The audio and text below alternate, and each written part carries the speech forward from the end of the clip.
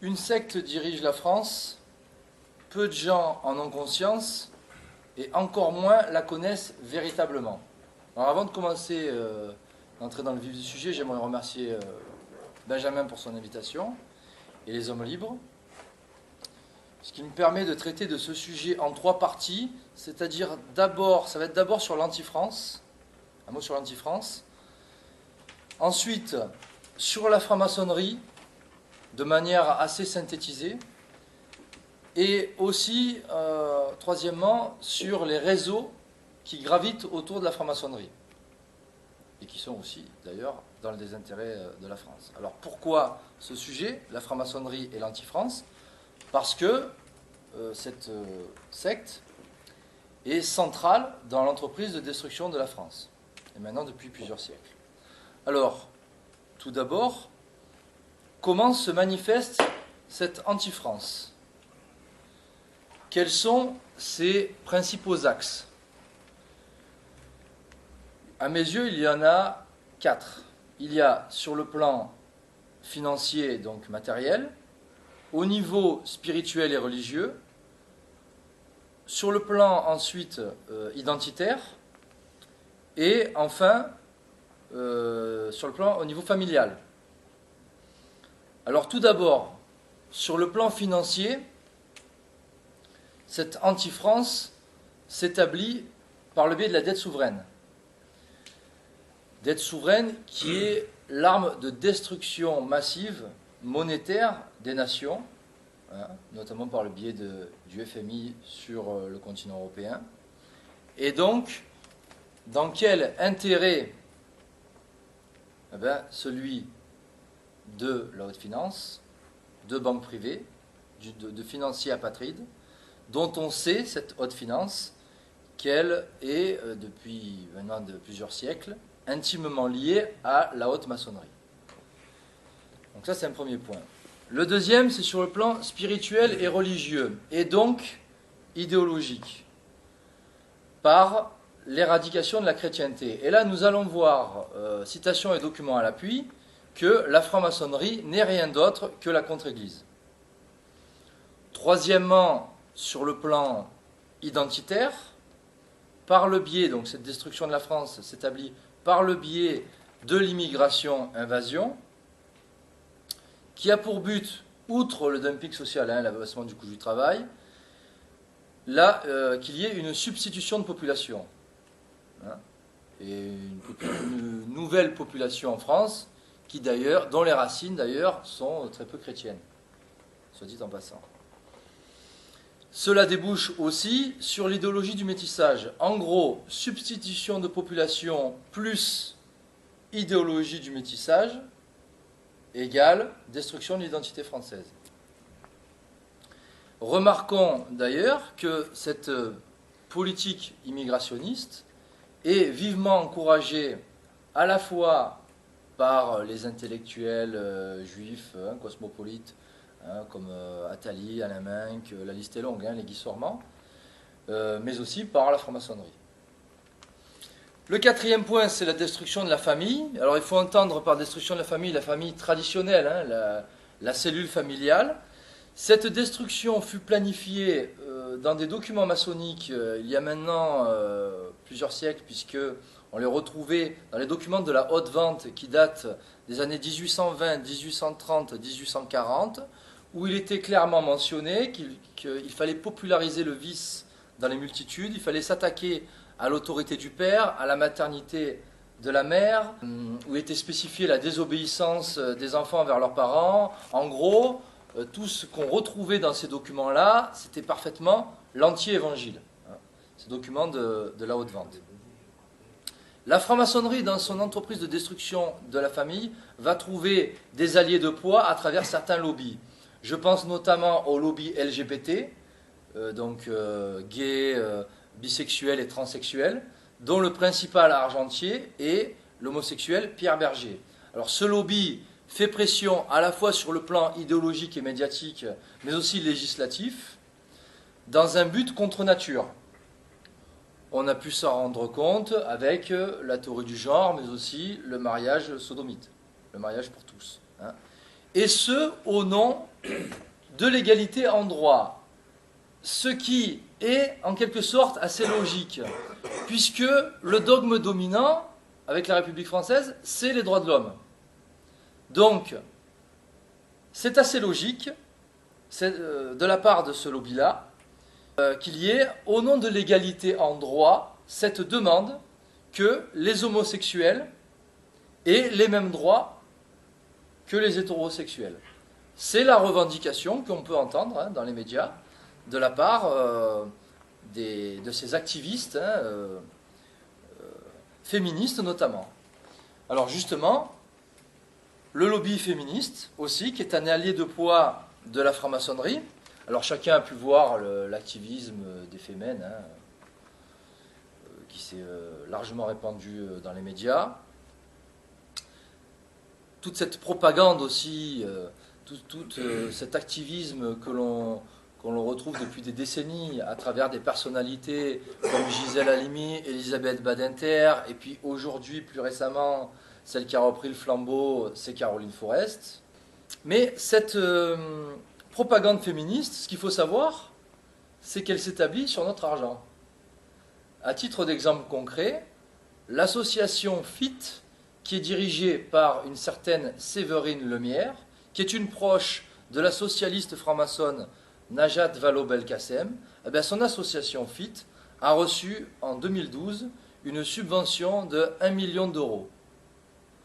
Donc, ce lobby-là, dont le but est de monter la femme contre l'homme au nom de l'égalité en droit, sa propagande à ce lobby-là se produit sur l'argent du contribuable. Alors il y a l'anti-France affichée. Il y a cette anti-France qui imbibe les médias, que l'on retrouve presque lorsqu'on sort de la rue, lorsqu'on allume la radio ou la télévision.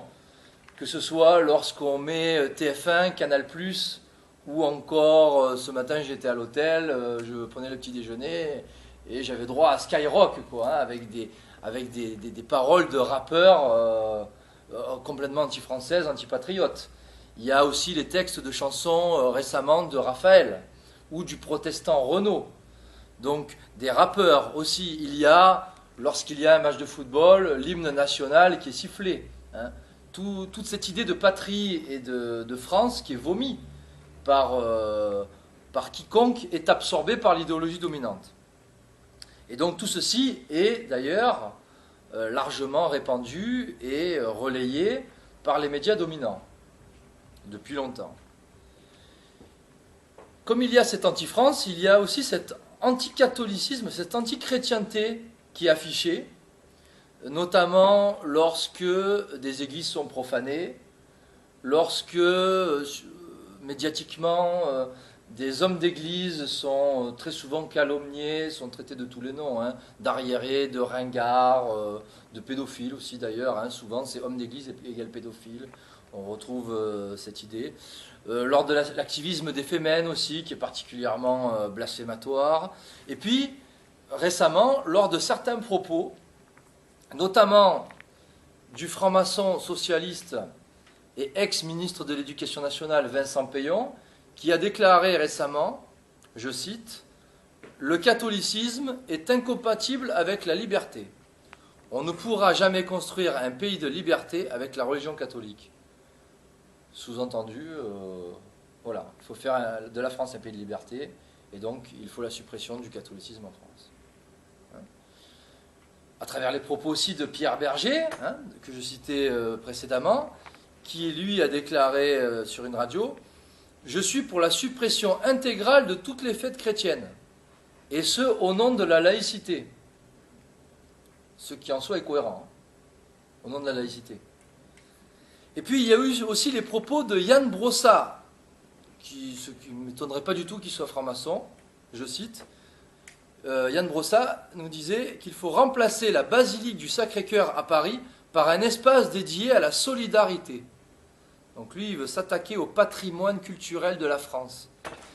tout comme Jacques Sapir, qui, au sujet de la basilique, il disait « Cette basilique a été construite en 1873, je suis pour la dynamiter ». Alors voilà, hein, il y a, et alors là, c'est quelques exemples, mais ces exemples-là, à travers les propos d'Attali, de Cohn-Bendit et de toute la clique, on les retrouve hein, depuis des décennies. Donc il y a cette anti-catholicisme, cette anti-chrétienté, cette anti-France qui est clairement affichée et qui est parfaitement visible. Mais il y a ce qui l'est moins. Il y a ce qui est beaucoup moins visible. Et ce qui symbolise cette anti-France, c'est la République. C'est l'institution qui est à la tête hein, de l'État français. La République qui est la franc-maçonnerie à visage découvert et qui est le parti de l'étranger. C'est-à-dire que la franc-maçonnerie, la République française, favorisera toujours ce qui est étranger et ce qui est extérieur à la France. Le dernier venu sera toujours mieux considéré que l'avant-dernier et encore plus que l'autochtone. Voilà. C'est ainsi et l'histoire le prouve. Et ce qu'on peut prouver aussi, c'est l'avancée de la République universelle qui est en parallèle aux différentes révolutions. Nous retrouvons une forte implication de la franc-maçonnerie lors de chaque révolution et nous retrouvons la progression à travers ces révolutions de la République universelle. Que ce soit en 1789 avec un complot 100% maçonnique, pour faire court, hein, je ne vais pas faire une conférence sur le 1789 complot maçonnique, je l'ai déjà fait.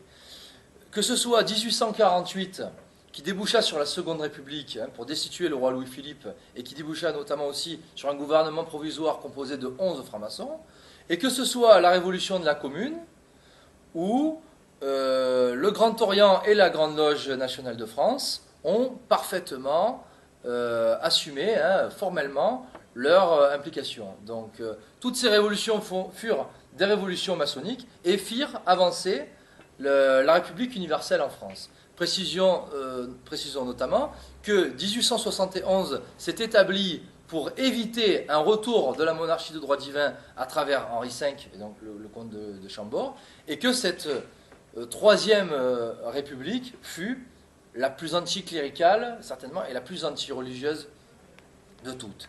Alors, il ne suffit pas de dire l'anti-France, les lobbies, la franc-maçonnerie, il faut aussi les nommer, si on va jusqu'au bout des choses. Hein. Et donc, quels sont ces lobbies, quels sont ces réseaux que nous allons passer en revue, quelles sont leurs fonctions, hein, leurs projets, quels sont tout court ces lobbies-là. Alors il y a la franc-maçonnerie, classique, spéculative, du Grand Orient et de la Grande Loge. Nous allons voir aussi la franc-maçonnerie exclusivement juive, qui est méconnue, mais qui est surpuissante, du B'nai B'rith.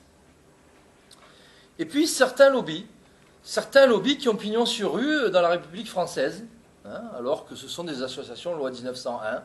Vous créez une association loi 1901, vous demandez une subvention, vous avez nada, vous avez zéro. Et là, il y a des lobbies qui donnent des ordres, hein, nous allons le voir, au gouvernement, et qui sont des associations loi 1901. Hein. Est-ce normal? Non. Au nom de la raison? Non. Et ces lobbies-là, nous allons voir, hein, le CRIF, la LICRA, SOS Racisme, notamment. Nous allons voir aussi certains think tanks, et puis d'autres lobbies, comme le Siècle, ou encore la FAF. Alors, une constante par rapport à tous ces réseaux que je viens d'énumérer, c'est que, comme par hasard, ils sont tous au service d'une nation étrangère, en l'occurrence Israël. Ils sont tous opposés à la nation française, mais attention, une certaine France, c'est-à-dire pas la République française, il y a souvent une confusion là-dessus. Ils sont tous opposés à la France fille aînée de l'Église catholique. C'est important de le préciser. Ils sont tous dans l'intérêt du judaïsme talmudique, du judaïsme international, mais ce qui est logique, puisqu'ils sont au service d'Israël. Ils sont tous donc contre le Christ et son corps mystique, qui est l'Église catholique. Alors une simple remarque avant de commencer, remarque un peu amusante. De quoi a-t-on le droit de se moquer aujourd'hui en France en 2014 ? Réponse, de la France, de l'Église catholique, du drapeau français d'ailleurs même, de la patrie, la notion de patrie française, du français de souche, du terroir, hein, de la France profonde, hein, des villages, de son patrimoine d'ailleurs, hein, comme Yann Brossat. Hein, de toutes ces choses-là, on a parfaitement le droit. De la rigueur militaire d'ailleurs, de la famille traditionnelle, hein, du père de famille, autoritaire et même macho, on pourrait dire. Donc tout cela, il n'y a pas de problème. On peut se moquer de ça sans aucune crainte. Vous aurez même le tapis rouge chez Michel Drucker ou Marc-Olivier Fogiel, par exemple. Par contre, de quoi n'a-t-on pas le droit de se moquer? C'est quand même intéressant de remarquer ces choses-là. Alors, du judaïsme talmudique, c'est plutôt déconseillé, de la communauté juive organisée, de la nation d'Israël, donc du régime sioniste, des immigrés et des sans-papiers. Alors là, le tapis rouge chez Drucker, je ne sais pas, ça sera plutôt des plaintes de la LICRA et la loi Guesso.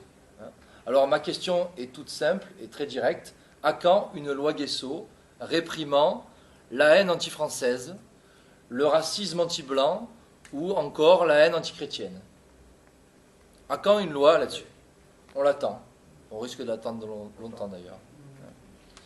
Alors la première raison de ce petit exposé, cette petite étude sur la franc-maçonnerie et l'anti-France, à travers une citation que j'aime beaucoup et que l'on doit au théologien catholique Jacques Bénigne Bossuet, donc ça date du XVIIe siècle, qui écrivait en son temps « Dieu se rit des hommes qui chérissent les causes dont il déplore les effets ». Et donc ce qui va nous intéresser, ce ne sont pas les conséquences des problèmes de société. Ça ne va pas être la délinquance en milieu urbain. Ça va être donc les causes des problèmes. Et la cause principale, à la cause des problèmes, on retrouve, dans la majeure partie des cas, la franc-maçonnerie, qui est souvent à l'origine des lois comme de décisions politiques, et qui est, plus de 2 siècles après 1789, l'idéologie dominante en France. La deuxième raison, elle est toute simple.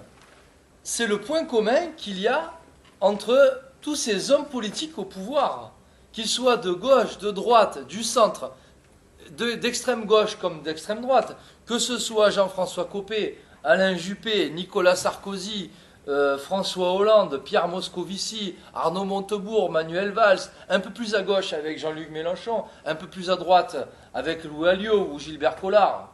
Le point commun, et même si on remonte bien avant, avec les d'Alembert, Diderot, les Voltaire, les Mirabeau, Lafayette, un peu plus tard avec Napoléon Bonaparte, ou encore un peu plus tard avec Adolphe Crémieux, le point commun entre toutes ces personnes qui ont fait l'histoire de France depuis précisément 1789, c'est qu'ils sont tous francs-maçons, c'est qu'ils sont au pouvoir. Donc ça devrait quand même inciter la jeunesse qui va voter à se poser la question, quel est le vrai pouvoir? Et donc, autre question légitime, qu'est-ce que la franc-maçonnerie? Alors la franc-maçonnerie est une société secrète, plus précisément une superposition de sociétés secrètes, où ce qui s'enseigne, ce qui se dit dans les hauts grades, n'est pas forcément transmis dans les bas grades, et même le plus souvent caché aux bas grades. Cette société secrète est séculaire, elle date maintenant de plusieurs siècles. Elle est aussi universelle, c'est-à-dire qu'elle ne s'applique pas seulement en France, mais à toutes les nations de la planète. Sa structure est pyramidale, c'est-à-dire que son mode de fonctionnement est même vertical, c'est-à-dire que si les consignes descendent, les infos remontent. C'est un peu comme dans une entreprise d'ailleurs, mais dans le secret. Dans le secret. La franc-maçonnerie est, comme je le disais tout à l'heure, la contre-église. Elle fut, dès le départ, en directe opposition aux 2 piliers de la chrétienté que sont la papauté, la royauté, le trône et l'autel, la monarchie et l'Église catholique. Dès le départ, c'est une création juive qui est impliquée dans toutes les révolutions antichrétiennes qui ont parcouru l'histoire. Et donc, on peut en tirer la conclusion, et on va le voir à travers certaines citations de documents officiels, que la franc-maçonnerie est la contre-église. Cette société secrète a toute une secte, c'est-à-dire qu'elle a une fausse illumination, hein, elle est dans la fausse divinité d'un gadelu qui est abstrait. Elle diffuse de faux principes qui sont issus de la révolution de 1789.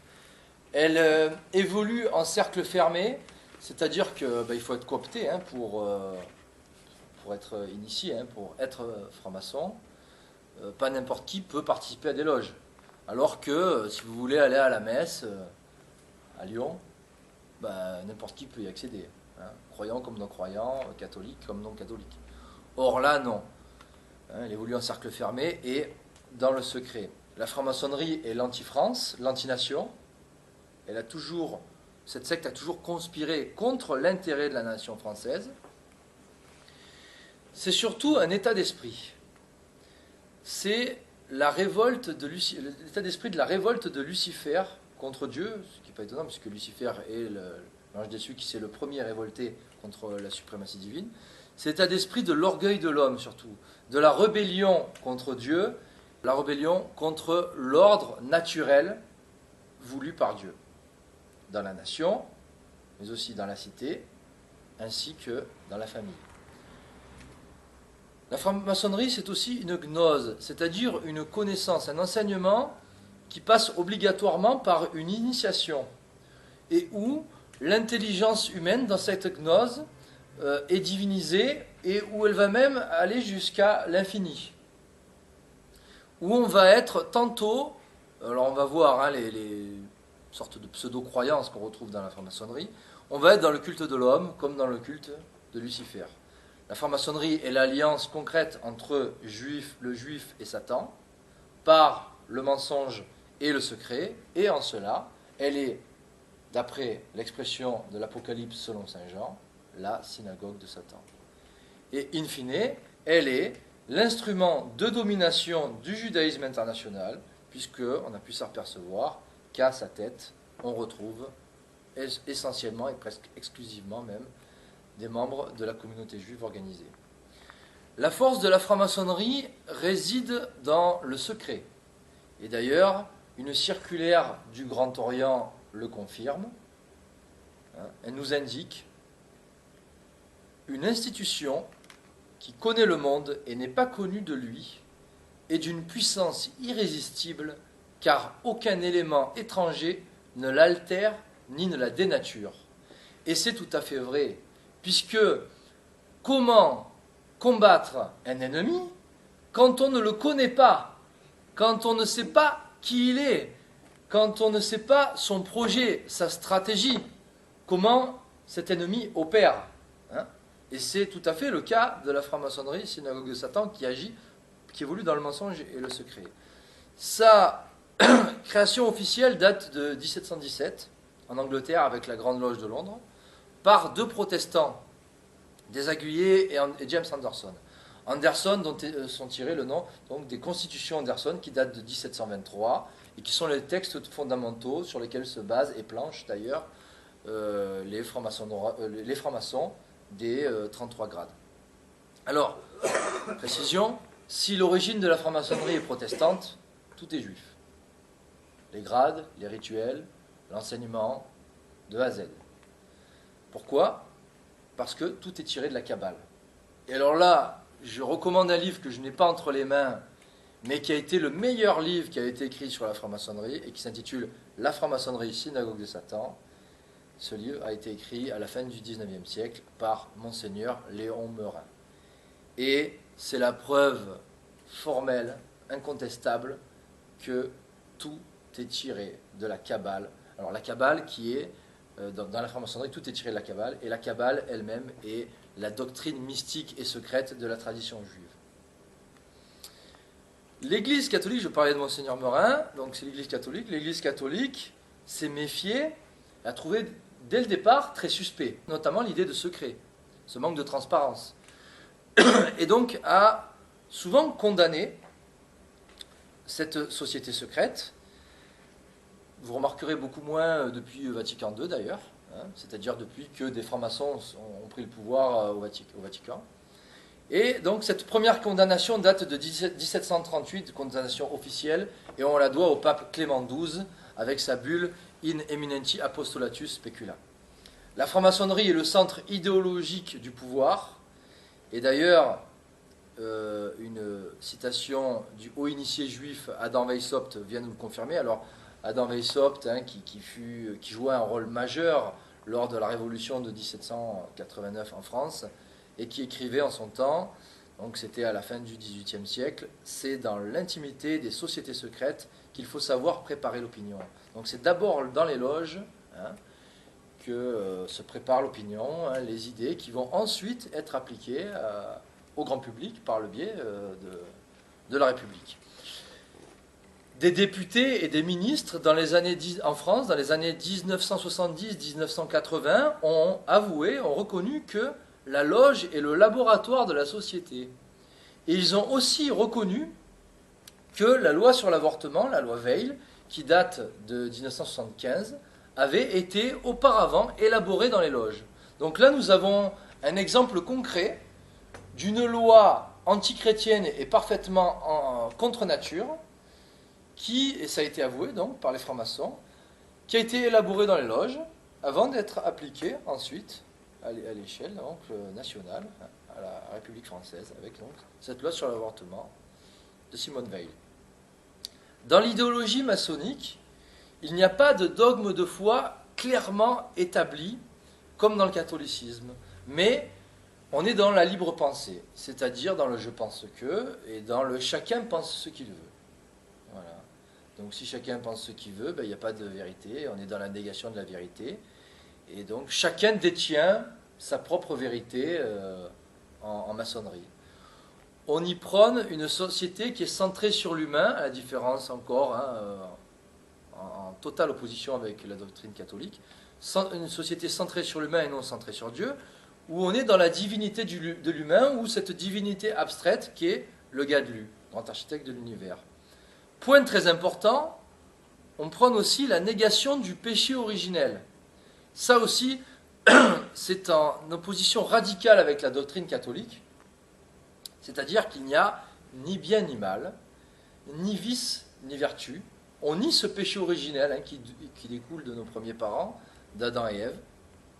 Et donc cela rejoint l'idée de Rousseau, c'est-à-dire que l'homme est naturellement bon. Cette idée très naturaliste d'ailleurs. L'homme est naturellement bon. Donc s'il est naturellement bon, il n'y a point besoin de religion pour qu'il s'améliore intérieurement dans des vertus, qu'elles soient d'ailleurs naturelles ou surnaturelles. La franc-maçonnerie prône aussi l'agnosticisme dans certaines obédiences, le doute, et puis aussi la négation du divin, notamment donc l'athéisme, notamment dans les loges du Grand Orient, l'athéisme, ou encore le panthéisme, c'est-à-dire que tout est Dieu, le créateur comme la créature, c'est-à-dire qu'il y a un esprit créateur, certes, mais nous aussi, nous sommes Dieu dans le panthéisme, et même la nature est Dieu, la nature est divine. Concept que d'ailleurs, fausse idéologique que l'on retrouve dans le New Age, le panthéisme. Le slogan maçonnique, tout le monde le connaît, nous le retrouvons sur les devantures des tribunaux, des écoles, c'est liberté, égalité, fraternité. Mais ce slogan, il faut bien le comprendre en le lisant à l'envers, c'est-à-dire au sens luciférien du terme, c'est-à-dire que c'est la fraternité maçonnique qui, au nom de l'égalité, permet la liberté d'action des francs-maçons. Donc en gros, il y a la liberté pour les uns, mais pas pour les autres. Pour ceux qui sont initiés francs-maçons, les faits francs-maçons, il y a une certaine liberté. Et pour nous, on a la liberté quand même d'aller consommer à Carrefour et de voter UMP ou PS. Voilà. Mais pas trop non à l'Europe quand même. Parce que sinon, il y a le traité de Lisbonne pour ça. Voilà. Par exemple. Ou on peut même aussi voter, c'est recommandé, voter pour les francs-maçons du Front National aussi, depuis quelques temps. Ça aussi, on peut. Voilà. Donc, liberté, égalité, fraternité, c'est l'esprit du monde. Et cet esprit du monde est à l'opposé de l'esprit catholique. Et d'ailleurs, notre Seigneur Jésus-Christ lui-même disait que son royaume n'était pas de ce monde. Nous avons vu la République, qui est la franc-maçonnerie à visage découvert, qui est le régime politique de domination durable donc de la franc-maçonnerie, et qui est intimement lié avec la démocratie, qui est soi-disant la loi du nombre. Mais avec la fabrication du consentement, cette démocratie est en fait une plutocratie. Et c'est au final non pas le peuple qui a le pouvoir, parce que Demos Kratos, c'est soi-disant le peuple qui a le pouvoir. Mais au final, c'est toujours une oligarchie qui tient les rênes. La laïcité aussi, qui est la religion officieuse de la franc-maçonnerie, et ça a été d'ailleurs avoué il y a quelque temps par Vincent Payon, il a clairement affirmé, c'est l'anti-religion sous le prétexte de pratiquer sa religion dans la sphère privée. En fait, c'est l'anti-religion, et la laïcité poursuit clairement l'éradication de la religion catholique, et je dirais même de toutes les religions au profit d'une seule, le judaïsme talmudique. La franc-maçonnerie diffuse aussi, défend certaines fausses idées, comme la lutte contre les discriminations, c'est-à-dire qu'il ne faut pas discriminer une minorité, et donc du coup ça revient à discriminer la majorité. Autre faux principe, l'idéologie antiraciste, la diversité, le multiculturalisme, l'idéologie du métissage, toutes ces fausses idées qui sont élevées presque en dogme de foi, qu'il ne faut surtout pas contrer, et qu'on le retrouve dans les médias dominants où tout le monde est d'accord sur ces faux principes-là.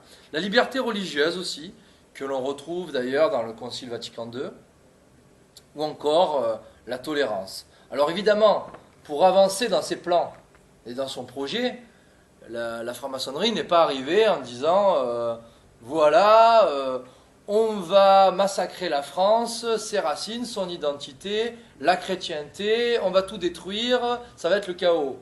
Non, évidemment. Elle a avancé masquée dans son projet, et elle s'est toujours prétendue, encore aujourd'hui, humaniste, philanthropique. Elle dit accomplir de bonnes œuvres, sur le plan social, ça peut se retrouver d'ailleurs à travers des clubs paramaçonniques comme le Rotary ou le Lions. Dans les hauts grades de la franc-maçonnerie, on est dans le luciférianisme, dans le culte de Lucifer. Et d'ailleurs, le Gadlu dans la Kabbale est Lucifer. Et là, j'aimerais attirer votre attention sur une citation que l'on doit au haut initié juif Albert Pike, et qui date de la fin du XIXe siècle. Donc Albert Pike, c'était un haut initié qui dirigeait les hautes loges maçonniques supérieures au 33e degré depuis New York. Il avait d'ailleurs prophétisé les 3 guerres mondiales, et il était à l'origine du Ku Klux Klan aussi d'ailleurs. Donc dans une correspondance à Mazzini, il avait prophétisé les 3 guerres mondiales, et il avait un pouvoir nettement supérieur aux dirigeants des nations. Et il avait écrit, après si vous gardez vos questions et après sans problème. Et il avait écrit ceci, et c'est très intéressant, je vais revenir sur cette citation. « Nous adorons un Dieu, mais c'est le Dieu que l'on adore sans superstition.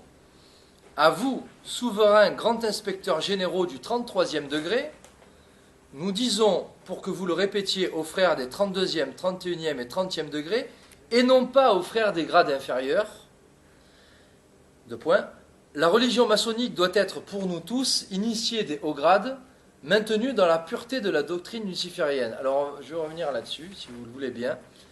Alors déjà, c'est le Dieu que l'on adore sans superstition. Dans le langage maçonnique, superstition, c'est la religion. C'est la religion catholique. Déjà. Donc, le Dieu qu'ils adorent, ce n'est pas le Dieu de la religion catholique. Première chose. Deuxième chose, il y a un message, il faut le répéter, donc je vous transmets le message au 33e degré. Il faudra le répéter au 32e, 31e et 30e degré, et non pas aux ceux des grades inférieurs. Donc il y a un message qui est transmis aux francs-maçons à partir du 30e degré, non pas aux ceux des messages inférieurs, des grades inférieurs, c'est-à-dire non pas à ceux de la maçonnerie bleue, des 3 premiers grades, qui n'ont d'ailleurs aucun pouvoir, c'est-à-dire apprentis, compagnons et maîtres. Donc ça revient à dire ce que je disais tout à l'heure, superposition société secrète, où il y a un secret en haut qui n'est pas divulgué en bas. Et enfin, la pureté de la doctrine luciférienne, qu'on est clairement dans le culte de Lucifer à partir du 30e degré. D'ailleurs, vous retrouvez, donc on peut d'ailleurs en conclure par déduction, hein, esprit logique, les dirigeants des nations, les chefs d'État à l'heure actuelle, sont pour la grande majorité tous des francs-maçons du 33e degré. Donc, la plupart se doivent d'être dans le culte de Lucifer. Alors vous me direz, la franc-maçonnerie est un panier à crabes, comme dans toute entreprise, comme de partout, et d'ailleurs comme d'ailleurs dans le milieu tradit aujourd'hui. Il y a des divergences, hein, il y a des rivalités, ce qui est normal, entre Grand Orient, entre Grande Loge nationale de France, entre les matérialistes, qui sont basés sur la raison, soi-disant, entre eux et les spiritualistes. Mais vous remarquerez qu'il y a un but commun entre Attali, Mélenchon, Sarkozy, Hollande, Alain Bauer, hein, toute la clique. C'est cette anti-chrétienté et cet anti-patriotisme français. Et alors là, il s'agit d'une affirmation. Mais certaines citations viennent nous le prouver, hein, notamment celle d'un bulletin du Grand Orient qui date de 1885, qui nous affirme « Le catholicisme, nous devons, nous, francs-maçons, en poursuivre la destruction définitive. » Les loges de la haute vente affirmaient très franchement être pour l'anéantissement à tout jamais du catholicisme. La revue L'Acacia, en 1902, écrivait « La franc-maçonnerie, c'est la contre-église, le contre-catholicisme, l'église de l'hérésie. » Quant à Monseigneur Meurin, dans son excellent livre « La franc-maçonnerie synagogue de Satan » aux éditions Saint-Rémy, que je vous recommande ce livre, Monseigneur Meurin écrivait très franchement « La franc-maçonnerie est une invention juive visant à détruire l'église catholique. » Donc, c'est la contre-église.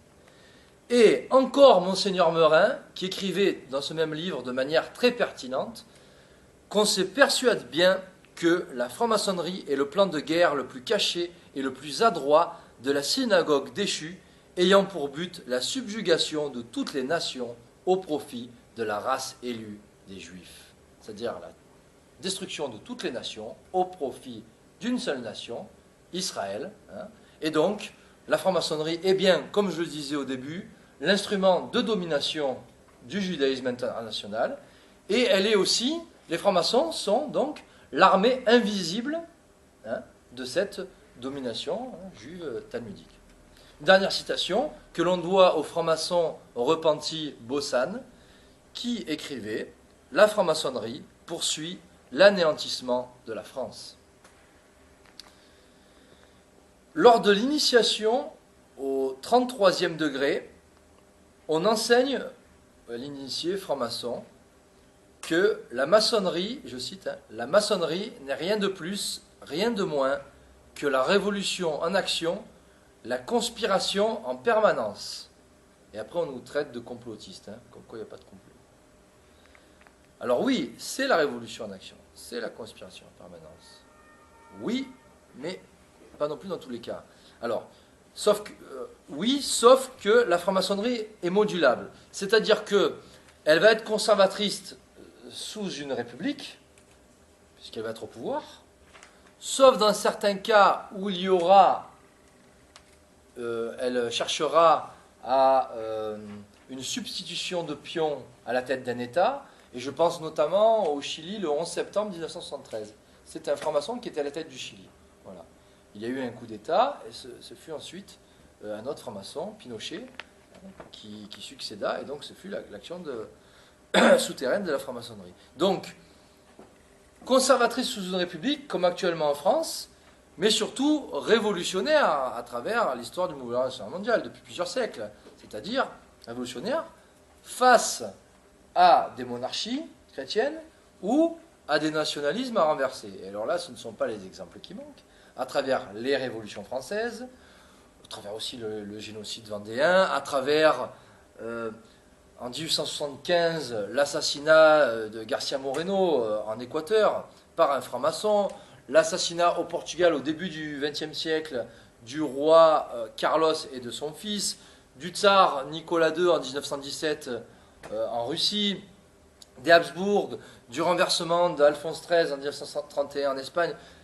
À chaque fois, on retrouve l'implication, hein, l'action souterraine et occulte des loges, notamment celle du Grand Orient, mais aussi du Bnai Brit. Voyons maintenant son influence au sein du pouvoir, en particulier en France, et voyons d'abord une citation que l'on doit à un haut initié juif qui se nommait Ragon, qui écrivait que tout profane qui se fait recevoir maçon cesse de s'appartenir. Alors ça veut dire quoi? Ça veut dire que quand on entre en maçonnerie et qu'on est donc au premier grade d'apprenti, on n'est plus libre. On appartient à la secte. Ça veut dire qu'au plus on monte en grade et au moins on est libre. Ça veut dire que cette appartenance prime sur le reste. Et donc, chez un homme politique, son appartenance maçonnique va être très importante. C'est-à-dire que un homme politique du Parti socialiste, qui est franc-maçon, sera d'abord franc-maçon avant d'être socialiste. Un homme politique qui est du Front National sera d'abord franc-maçon avant d'être du Front National. On est d'accord? Donc les gens, et comme à la tête des partis politiques, on retrouve aujourd'hui une écrasante majorité de francs-maçons, que l'électeur lambda vote à gauche, comme à droite, comme au centre, comme à l'extrême gauche, comme à l'extrême droite, il votera au final franc-maçonnerie, synagogue de Satan. Voilà. C'est clair et net. La franc-maçonnerie est donc un gouvernement invisible au sein du gouvernement officiel, et pour reprendre l'expression de Sophie Coignard, la franc-maçonnerie est un État dans l'État. Et d'ailleurs, cette remarque, on peut d'ailleurs la formuler à propos de la communauté juive organisée, qui elle-même est un lobby au sein du lobby maçonnique, une puissance occulte au sein de la puissance occulte, qui elle-même est un gouvernement invisible au sein du gouvernement invisible, et qui elle-même est un État dans l'État. D'ailleurs, il y a un exemple pour nous le prouver, récent, c'est l'affaire Dieudonné. Alors, malgré tout, il y en a peut-être ici qui doutent de ça, du pouvoir de la franc-maçonnerie. Hein. J'entends des fois, oui, mais moi j'en connais un, là, il est Bagrade, il n'a aucun pouvoir, il galère comme toi et moi.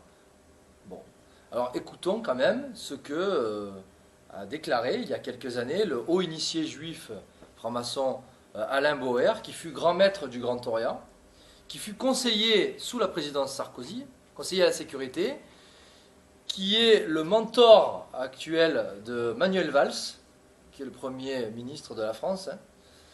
Et donc c'était vraiment un haut initié qui parle là, hein, et qui a avoué que dans notre système politique dit démocratique, j'aime bien le dit démocratique, ce ne sont pas 40 millions de citoyens qui font les lois, mais 150 000 frères. Alors là, je trouve qu'il élargit un petit peu, parce que bon, c'est quand même pas 150 000 frères qui font les lois. Hein. C'est évidemment pas ceux de la maçonnerie bleue, c'est évidemment ceux des hauts grades. Alors l'action de la franc-maçonnerie durant l'histoire, on la retrouve dans cette synthèse, donc durant le mouvement révolutionnaire mondial, hein, voilà, à travers les révolutions, les guerres, les crises qui ont été fomentées par la franc-maçonnerie, synagogue de Satan, et cette petite étude que j'ai publiée il y a maintenant 2 ans démontre qu'il s'agit d'une conspiration contre les 2 piliers de la chrétienté, la monarchie et l'Église catholique, conspiration aussi contre les souverainetés nationales, l'indépendance des nations à partir du XXe siècle, notamment, surtout, depuis les accords de Bretton Woods à la fin de la Seconde Guerre mondiale en 1944, où là, Edmond de Rothschild a dit clairement, c'était dans les années 50, que le verrou qui doit sauter, c'est la nation. Hein. Donc il faut entendre par cela. Donc, destruction des souverainetés nationales, des nations, destruction de l'intérêt des peuples, de l'intérêt général, et ce, dans un double objectif, République et usure. Avancée de la République universelle, afin de reconstruire d'ailleurs le temple de Salomon, et usure en faveur d'une minorité de familles oligarchiques qui tiennent les banques privées, hein, donc en faveur d'usuriers qui sont apatrides. Voyons maintenant certains lobbies, alors particulièrement un lobby qui est maçonnique, hein, c'est-à-dire le Bnai Brit, qui veut dire en hébreu les fils de l'Alliance. Il s'agit vraiment d'une franc-maçonnerie juive, surpuissante car très discrète et très secrète, très méconnue, depuis qui a été fondée en 1843, hein, date de sa création à New York par 12 juifs francs-maçons. Et le Bnai Brit, ce sont des décisions très importantes durant l'histoire. C'est la déclaration Balfour, c'est le traité de Versailles, c'est l'opposition au national-socialisme d'Hitler, c'est en France la loi Guesso, hein, qui a été appelée de ses voeux, document à l'appui, hein, vous pouvez le retrouver sur le site La Contre-Révolution WordPress, hein, ça. Hein. Donc 1987, le Bnai Brit appelle à la loi Guesso. La loi Guesso est promulguée en 1990, comme par hasard. Le Bnai Brit, c'est aussi le mot d'ordre par rapport à la diabolisation du Front National au profit de l'alternance UMP-PS. C'est le Bnai Brit, ça. La pression sur Vatican II pour que l'Église de Rome se soumette à l'esprit du monde, pour qu'il y ait la liberté religieuse, pour que dans le catéchisme catholique soit enlevé tout ce qui est contre le judaïsme, ce sont aussi les émissaires du Bnai Brit qui sont derrière. Exact. Les principaux financiers de la révolution bolchevique. On a vu donc la déclaration Balfour, hein, Alfred Milner, membre du Bnai Brit. Les principaux financiers de la révolution bolchevique, on l'a su par Epiphanus, les Jacob et Mortimer Schiff, les Max Brettung, les Otto Kahn, les Warber, tout ça, c'est le Bnai Brit. D'ailleurs, d'après Emmanuel Ratier, le Bnai Brit serait le service de renseignement de la maison Rothschild. Ce qui ne serait pas du tout étonnant quand on voit les membres du Bnai Brit. Hein. Et plus récemment, Henry Kissinger, on retrouve Bilderberg, Latéral, de partout, était aussi membre du Bnai Brit.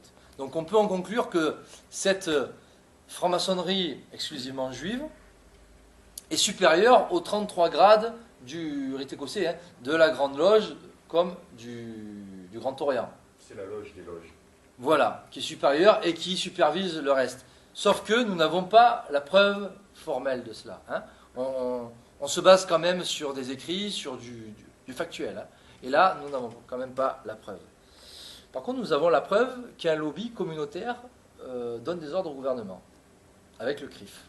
Voilà. C'est le prochain lobby, hein, dont je voulais parler, donc le CRIF, qui est le Conseil représentatif des institutions juives de France, qui est le lobby juif par excellence, hein, et qui donne donc des ordres, qui a un pouvoir donc, qui surpasse celui des gouvernements, et chacun a pu s'en apercevoir avec l'affaire Dieudonné, puisque nous avons eu, on reprend ce qui s'est passé, Roger Kuckerman, donc l'ordre vient d'Israël, ça a été avoué par Arnaud Klarsfeld, là, celui qui zozote, on ne comprend pas trop ce qu'il dit, mais bon, on a quand même compris que l'ordre venait d'Israël. Et donc nous avons Roger Kuckerman qui préside le CRIF, et qui appelle au lynchage de l'humoriste Dieudonné, dont on pense ce qu'on veut d'ailleurs, c'est pas le sujet.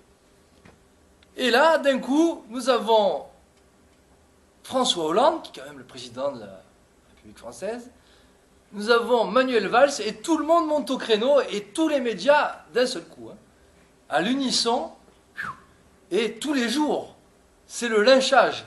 Et nous avons le théâtre de la main d'or qui est encerclé de CRS.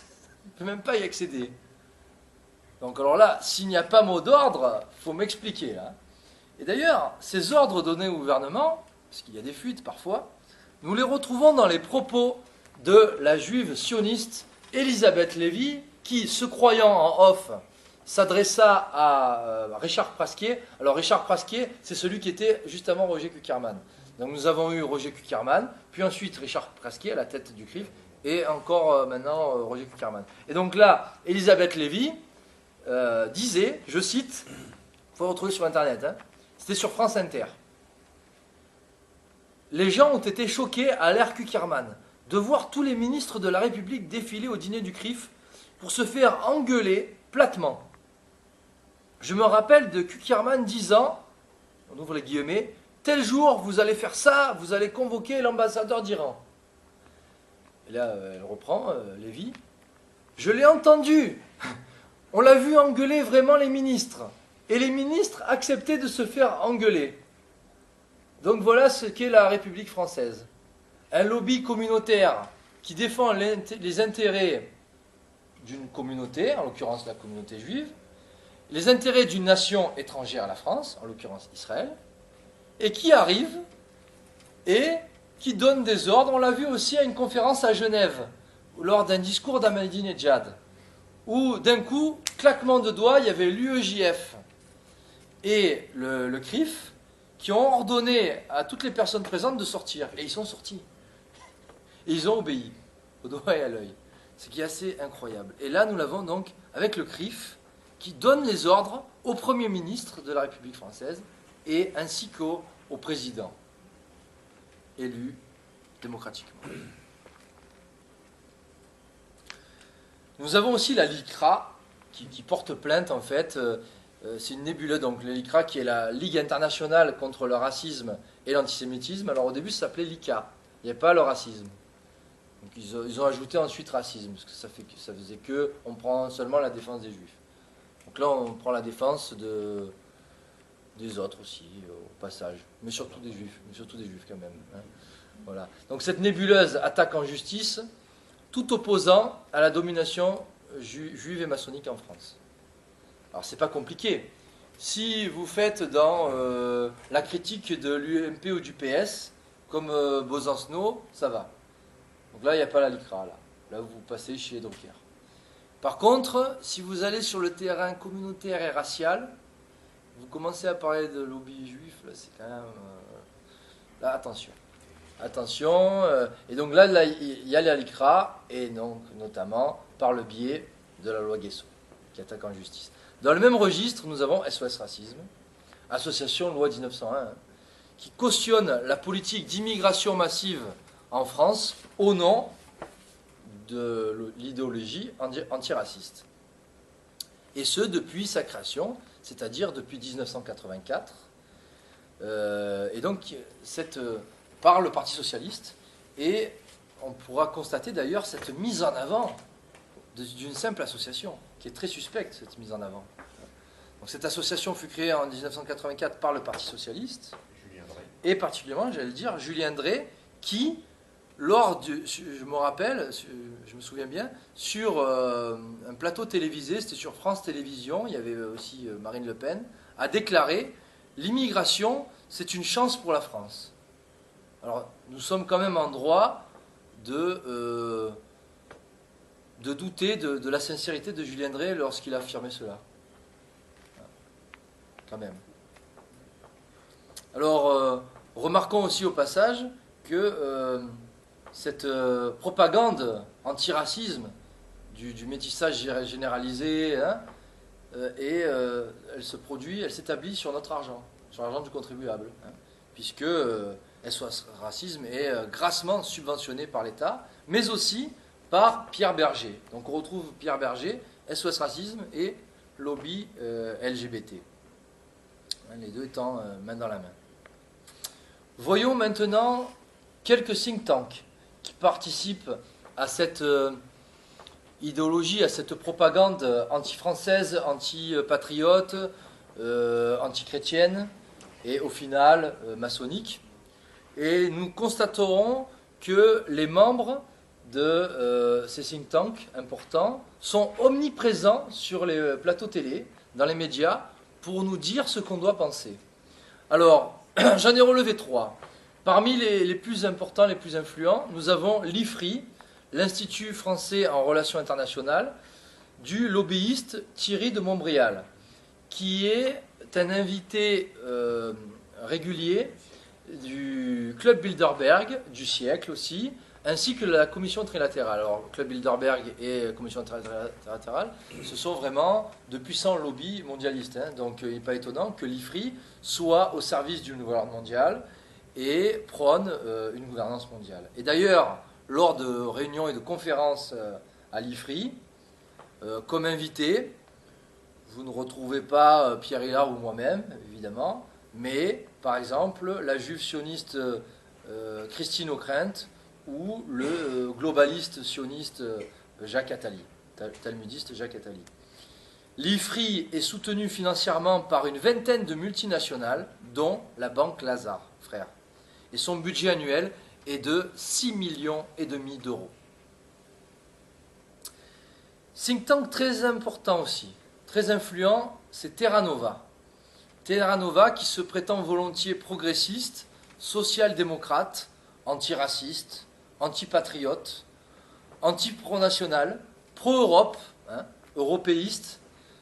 Donc là, il faut savoir évidemment que la construction européenne est une construction purement maçonnique. Hein. D'ailleurs, elle s'est établie par le biais de personnalités qui étaient des francs-maçons. L'Union européenne actuelle est vraiment une institution supranationale dans le désintérêt des souverainetés nationales et elle est composée d'une majorité de francs-maçons. Hein. Donc voilà, pas étonnant que aussi ça fait partie de l'idéologie dominante, hein, cette idée d'unification européenne qu'on retrouve à travers donc Terra Nova qui est pro-Europe, pro-PS, qui est très lié au Parti socialiste et dont le président est Michel Rocard, qui fut ministre PS. Et parmi ces membres de Terra Nova, il y en a beaucoup, et on le retrouve, hein, il pullule dans les médias. Vous retrouvez le syndicaliste François Chérec, le juif écolo-libertaire Daniel Cohn-Bendit, le franc-maçon marseillais Karim Zeribi, Mathieu Pigasse de la Banque Lazare, Louis Dreyfus du journal Le Monde, le haut fonctionnaire David Kessler de Radio France, l'émissaire de la Deutsche Bank Stéphane Boujna, donc c'est quand même du lourd, hein, le politologue qui a la cause sioniste, qui lui aussi qu'on retrouve sur le plateau télé, Bruno Tertrais, tout comme d'ailleurs Frédéric Ancel, ou encore l'apologiste de l'immigration et du métissage, Rokhaya Diallo, de l'association Les Indivisibles. Terra Nova, qui est financée par de puissantes multinationales, dont, alors tenez-vous bien, Google, EADS, Total, Microsoft, Vivendi, le groupe Casino, ou encore Sanofi Adventis. Un troisième think tank pour la route, avec le think tank différent. On retrouve d'ailleurs le fils de François Hollande, Thomas Hollande. Think tank qui est présidé par Virginie Martin de Sciences Po, qui est une politologue centrée sur le FN. C'est-à-dire qu'elle est payée pour ça, quoi. Elle est payée pour analyser, pour critiquer le Front National. C'est quand même incroyable, non? Moi, à titre personnel, j'ai analysé le Front National actuel, j'ai fait des vidéos dans des conférences, mais j'ai jamais été payé pour ça, quoi. L'État ne m'a jamais subventionné pour établir une critique constructive du Front National. Ben, elle, oui. Allez savoir. Hein. Donc, Virginie Martin, de Sciences Po, qui a déclaré dans le journal Le Monde « Il faut sonner le glas de la France d'Astérix ». Elle est pour une France laïcarde, multiculturelle, et pour elle, l'homme blanc, hétéro et de culture chrétienne, c'est archaïque et dépassé. Donc voilà, bon, on n'est pas à la mode, on n'est pas branché, quoi. Hein. Le prend cette souche de culture chrétienne, ben, tant pis quoi. Hein. On n'a pas les faveurs de Virginie Martin de Sciences Po. Alors justement, elle est de Sciences Po. Ben, justement, on retrouve la même idéologie dans les grandes écoles, notamment à Sciences Po, mais aussi à l'ENA, où les futurs diplômés sont formés hein, à la sauce républicaine, laïcarde, maçonnique en fait, hein, afin qu'ils deviennent par la suite des hommes politiques ou des hauts fonctionnaires ou des journalistes hein, dans les médias. Donc acquis à l'idéologie dominante, hein, est-ce qu'ils deviennent des sophistes en fait, hein, des menteurs professionnels et des démagos, et en gros des traîtres à la nation. Et d'ailleurs, en matière de trahison, nous avons la preuve de l'allégeance de nos politiques au lobby juif à travers le dîner annuel du CRIF, hein, où les hommes politiques de gauche comme de droite, comme du centre, de l'extrême gauche comme de l'extrême droite, vont se prosterner chaque année et vont recevoir des ordres. Et l'éclair. Aussi.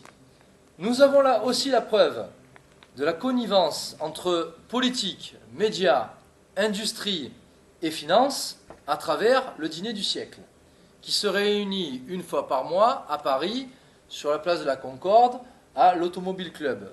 Dîner du siècle qui a été créé par un franc-maçon en 1945, donc encore hein, après la Seconde Guerre mondiale, hein, toujours cet ordre nouveau, toujours passer à autre chose. Donc fondé par un franc-maçon et où il faut être coopté. Et là, le dîner du siècle, c'est vraiment l'incarnation de l'UMPS, puisqu'il y a autant qui mangent ensemble chaque mois, il y a autant des gens de l'UMP comme du PS. Donc, au sein du dîner du siècle se réunit vraiment ce qu'on peut appeler le gratin oligarchique de la France. Nous avons aussi la preuve de l'allégeance au sionisme politique et à la nation d'Israël à travers ce très bon livre que je recommande, Sarkozy, Israël et les Juifs, de Paul-Éric Blanc-Rue, qui est la preuve formelle, hein, de manière factuelle et documentée, de l'allégeance des hommes politiques français, qu'ils soient de gauche comme de droite, à la nation d'Israël et au sionisme. Nous avons la preuve aussi de la soumission à la puissance américaine, de la France à la puissance américaine, par la FAF, la French American Foundation, qui a été fondée en 1976 par plusieurs membres du CFR, le Council on Foreign Relations, qui est un think tank qui décide de la politique internationale des États-Unis d'Amérique. Et en fait, la FAF est en France une antenne du CFR. Officiellement, elle dit être pour la coopération franco-américaine. Mais en fait, les membres de la FAF, qui sont appelés Young Leaders, sont des pions américains en France. Alors là, voyons d'ailleurs quels sont ces Young Leaders-là. Hein, ce n'est pas l'épicier du coin, vous vous en doutez. On retrouve François Hollande, Arnaud Montebourg, Najat Vallaud-Belkacem, Pierre Moscovici, mais aussi à droite, Alain Juppé, Valérie Pécresse, Jacques Toubon, ou encore dans les médias à la tête de France 24, Christine Ockrent. On trouve aussi d'ailleurs Nicolas Dupont-Aignan. Et puis aux États-Unis, nous avons Frank Carlucci de la CIA, ou encore Bill et Hillary Clinton, qui ont été Young Leaders. Nous avons aussi la preuve de la soumission de nos représentants politiques à certains lobbies lorsque certains d'entre eux effectuent un grand oral dans certains lobbies ou loges maçonniques. Je pense à Jean-François Copé, qui a effectué un grand oral au CRIF, a été reçu au CRIF par Kerman.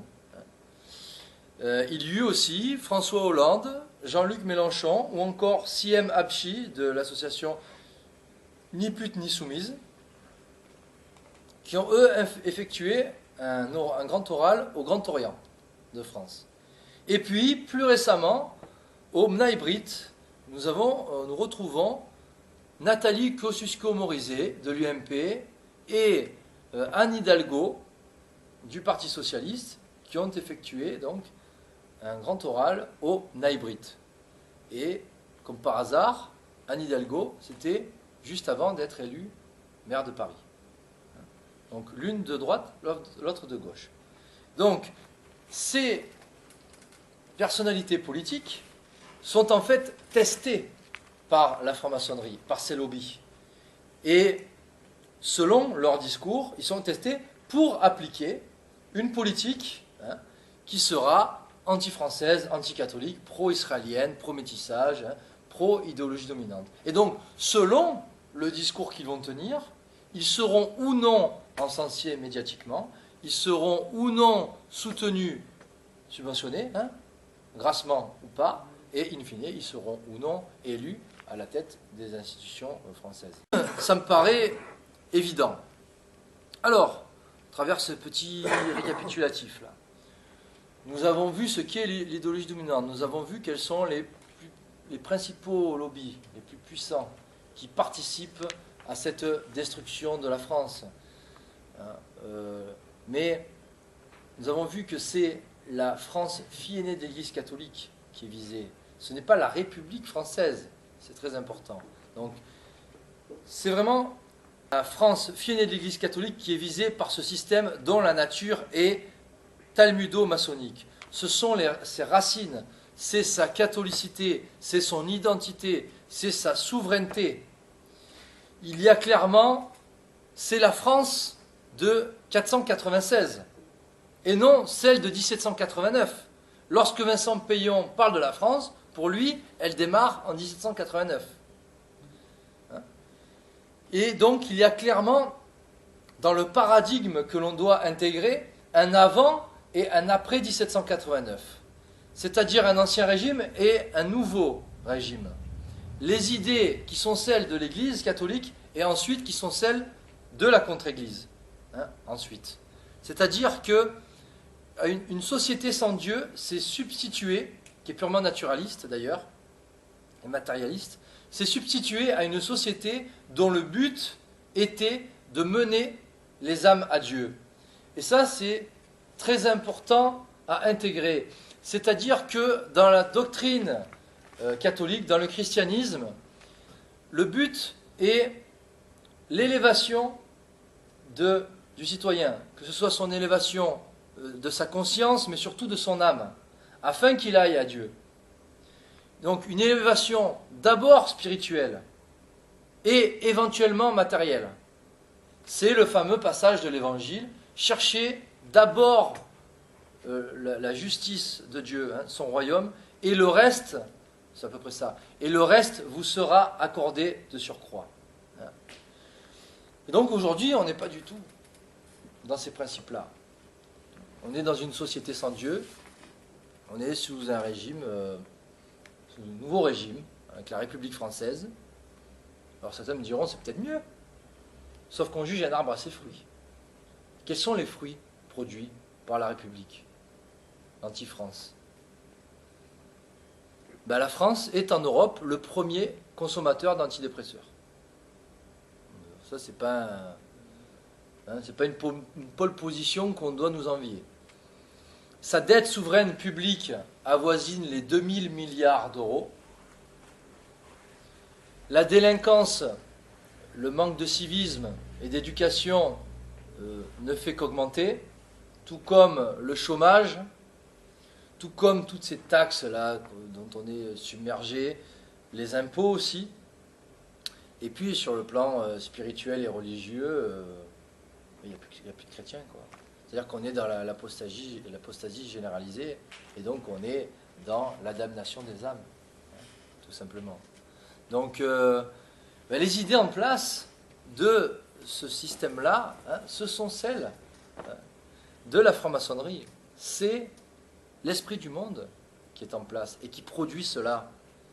C'est liberté, égalité, fraternité. Et donc l'antithèse de ce système-là, c'est le règne social de Jésus-Christ. Voilà. C'est l'obéissance au décalogue, c'est les vertus théologales de foi, d'espérance et de charité. Les seules vertus qui mènent à Dieu. Et en guise de conclusion, comme l'affirmait le grand pape Saint Pie X, il disait « Le salut de la France ne peut être obtenu que par la reconnaissance du règne du Christ sur la nation. » C'est-à-dire que le salut de la France passera obligatoirement par sa conversion, donc par sa reconversion. C'est-à-dire qu'il y a eu 496, mais entre-temps, il y a eu 1789. La France devra se reconvertir. Et en restaurant, ça passera en restaurant par la restauration des principes de la France, fille aînée de l'Église catholique. Alors, tout d'abord en renouant avec certaines valeurs, puisque avant de se convertir, il faut d'abord adapter les idées. Donc d'abord en renouant avec les valeurs chrétiennes, puis en recentrant la société sur le Christ. Telle est la vocation de la France depuis le baptême de Clovis en 496. Et je terminerai par une note d'espoir avec une seconde et dernière citation que l'on doit à Saint Pie X, qui écrivait il y a maintenant un siècle: « Le peuple qui a fait alliance avec Dieu au fonds baptismaux de Reims se convertira et retournera à sa première vocation. » Puisse Dieu l'entendre. Voilà, je vous remercie pour votre attention. J'étais un petit peu long peut-être. Et si certains ont des questions, je suis là pour ça. Voilà.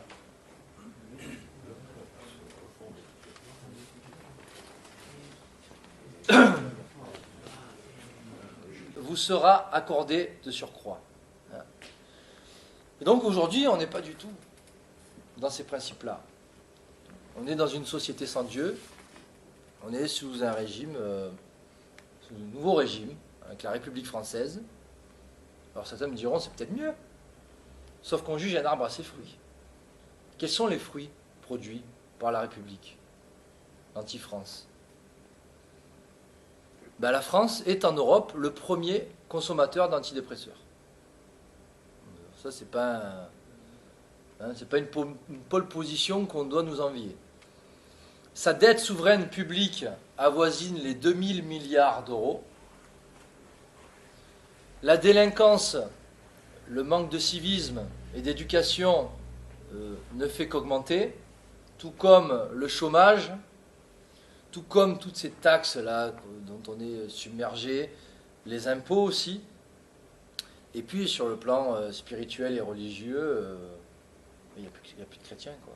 C'est-à-dire qu'on est dans l'apostasie généralisée, et donc on est dans la damnation des âmes, tout simplement.